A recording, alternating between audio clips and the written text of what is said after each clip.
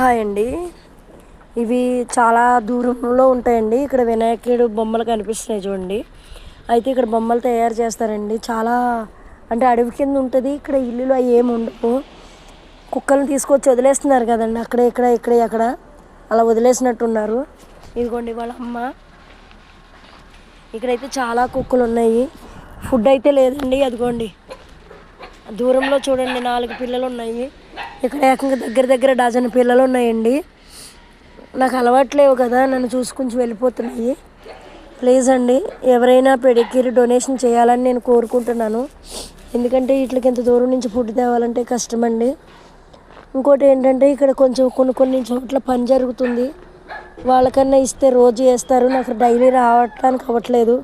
వారానికి 2 టైమ్స్ వస్తున్నాయండి. పాపం మా ఆకలికి చిన్నపిల్లలు తట్టుకోలేకపోతున్నాయండి.